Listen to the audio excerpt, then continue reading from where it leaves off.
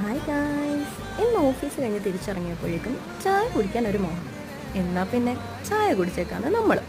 ഞങ്ങളെപ്പോഴും ചായ കുടിക്കാറുള്ള ആ ടീ സ്പോട്ട് ലക്ഷ്യസ്ഥാനമാക്കി നടന്നു. നമ്മൾ ചായ കുടിക്കാൻ പോകുന്ന ഷോപ്പിൻ്റെ അടുത്ത് തന്നെയാണ് സുധിയോൻ്റെ ഔട്ട്ലെറ്റും. എന്നാൽ പിന്നെ അവിടെ കൂടെ ഒന്ന് കയറിയിട്ട് പോകാമെന്ന് റനിയത് ചേച്ചി. അയ്യോ, ഞാൻ ഇവരെ പരിചയപ്പെടുത്തില്ലല്ലോ. ഇവരാണ് എൻ്റെ ഓഫീസ് മേറ്റ് സെമിൽ ആൻഡ് റനിയത് ചേച്ചി.